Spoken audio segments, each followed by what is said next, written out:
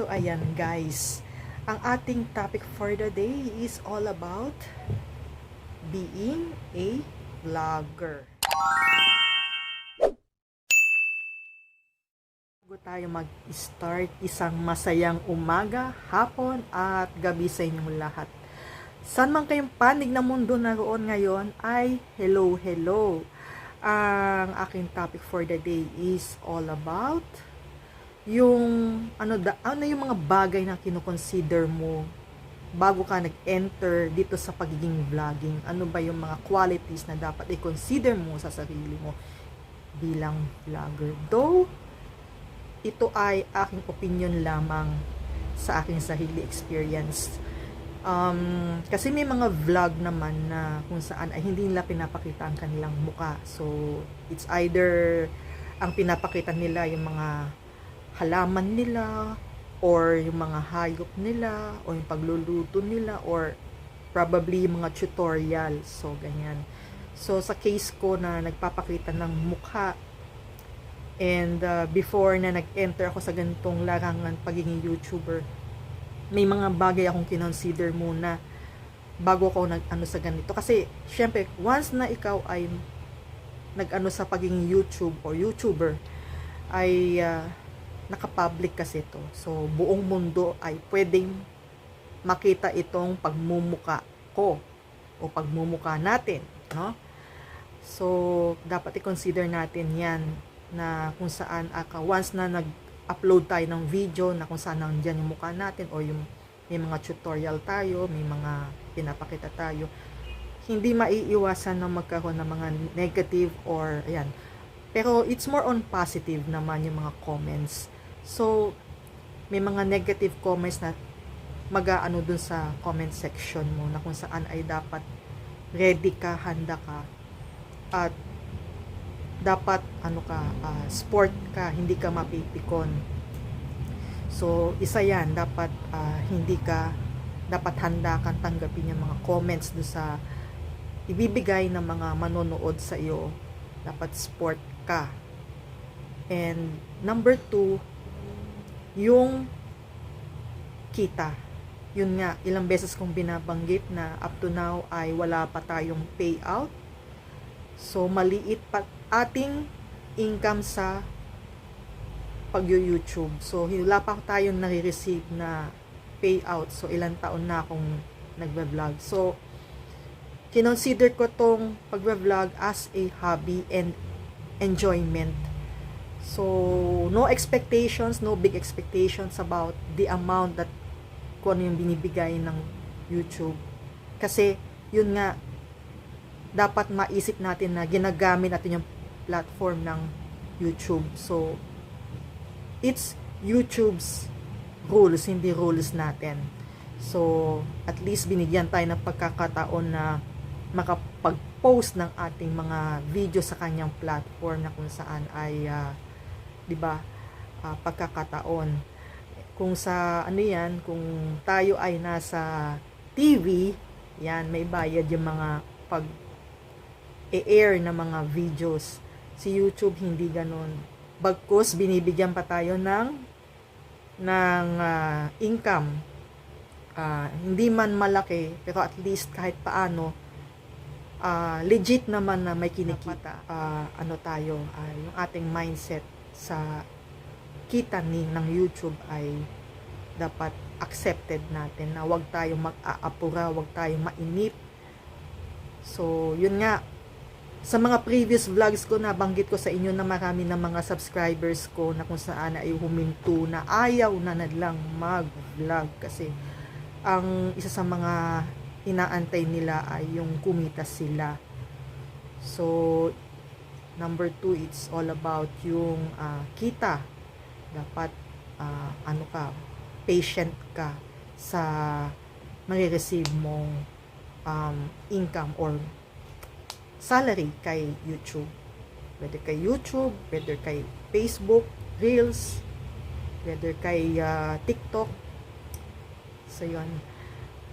Tapos, ano pa yung pwede natin makonsider na dapat, since na pumasok tayo sa ganito, dapat mag-enjoy tayo sa ating ginagawa. Kasi puro complain tayo at masyado tayong alam mo yon, yung maikli ang pasensya ay talagang walang mangyayari. So, yan yung mga tatlong bagay na aking kinonsider sa sarili ko. Ini-enjoy ko na lang itong pagiging vlog o pagwa-vlog ko. Parang hobby ko na lang kasi ito. So, bakit ko ba na-open up itong mga qualities na dapat i-consider sa sarili as a vlogger? Kasi ang pagwa-vlog o pagiging vlogger ay hindi ganun kadali kasi marami kang pagdadaanan, susuungin na pagsubok mula kay Lolo YT. So dapat yung pasensya mo ay napakahaba and dapat nga ini-enjoy mo yung ginagawa mo. So andyan yung may man nagpapaturo sa'yo, pero of course hindi lahat ay dapat i-reveal sa kanila yung mga nalalaman mo kasi mahirap kasi masisisi ka sa nalalaman mo, sasabihin na hindi naman pala ganyan yung bakit ganyan na shinare mo sa akin, hindi man pala yung dapat ma-discover nila yung mga nagpapaturo sa akin kung paano yung mag-grow sa larangan ng ganito pagiging YouTuber, kung paano ng YouTube, paano ma-monetize, kasi mas maganda yung own experience.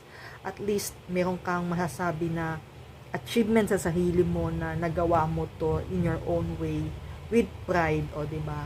So ang tanging pwede kong ma-share ay little bit lang, pero not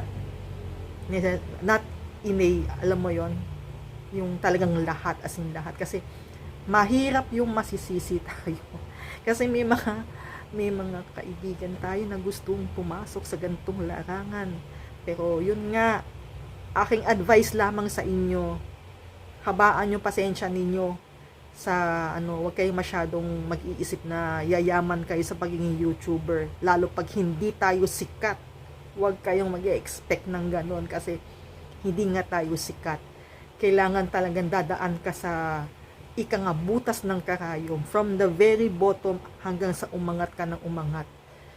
It will take years, not months, pero depende sa iyo kung paano ka magpapakita ng iyong vlog, kung katawa-tawa ka or may talent kang kakaiba o marunong kang kumanta or meron kang magandang tutorial. That would be fine kasi maging interesado sa iyo ang madlang viewers, o di ba? So yun, may mga kakilala tayong gusto ngang pumasok sa ganitong larangan, and I really want to share to them na it is not that easy to grow, especially there are lots of restrictions na ibinibigay ang YouTube, and dapat ma-embrace mo to kasi number one nga, dapat consider mo na hindi sa'yo yung YouTube, nakikigamit ka ng platform ni Lolo YT. So kung ano man yung rules niya, dapat sumunod lang tayo, hindi yung nagko-complain, kasi talagang mahirap talaga. Kasi kahit naman ako may mga violations akong nagagawa, and number one nga doon is yung naka-copyright yung song. So every now and then kailangan ko magpalit ng yung copyright song, or di kaya i-mute mo yung song, yung music dun sa na-copyright na video, kasi yung background music. So lahat ng ito, pasensya, and dapat malawak din ang pang-uunawa mo sa ganitong larangan. So yun nga, sa lahat ng mga gustong mag-try ng ganitong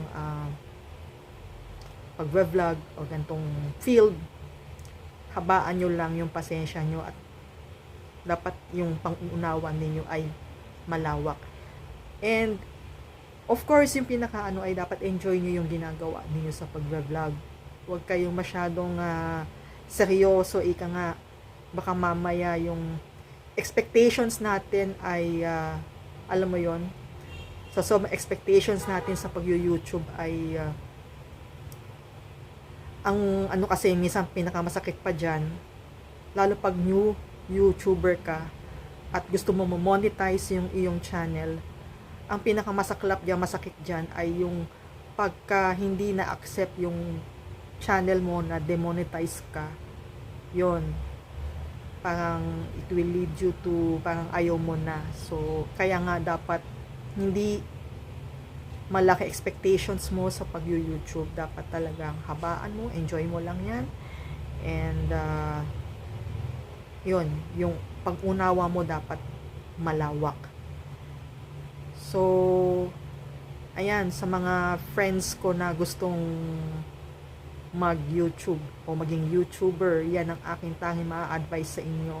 Ito ay dedicated sa inyo. Hindi ko na mention yung mga names ninyo, and I hope na napapanood nyo itong pag-YouTube ko, kasi akala nila na kumikita na si Choco Pam, na akala nila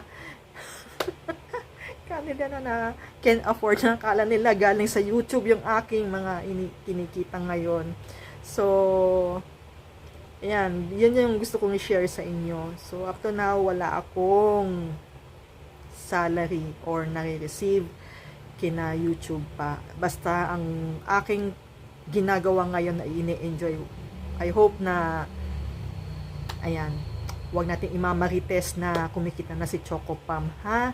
So, yan ang aking sharing sa inyo. So, hopefully, sana mapanood nyo ito. And, dun sa lahat ng mga first-timers, or nawawala na si Choco Pam. So, basta ito aking topic for the day. It's all about yung nga, yung pag-YouTube, pagiging vlogger, and para malaman ninyo guys kung ano na yung estado ng aking channel for the day, or for today, up to this day. So, masasabi ko lang talaga na wala pa akong payout dito. So, may 3 years na akong YouTube. So, up to na wala pa. So, ayan ang aking topic for the day, and maraming salamat sa inyo lahat ng mga sumusubaybay ng aking channel, at dun sa lahat ng mga first timers at napadaan lang. Please don't forget to subscribe, and pakihit na rin yung notification bell para ma-notify kayo sa mga updated na videos ko. So, ayan, pwede nyo rin po itong, o mag-iwan kayo ng comments sa comment section below kung ano yung mga opinions talaga. Opinion ninyo at sharing ninyo. At paki-like na rin, paki-click na rin yung like button sa somewhere here. So, yan, maraming salamat sa inyo. Always stay safe and God bless. Nakinig ninyo yon. Yan, nagbebenta si kuya ng ng taho, at saka ano ba to? Nagbebenta rin siya ng tofu. O di ba, ang lakas ng boses ni kuya, abot hanggang dito. So yan, maraming salamat sa inyong lahat guys. So hanggang sa muli, always stay safe and God bless. So yan, kita-kits tayo next time, ha. So yan, bye-bye.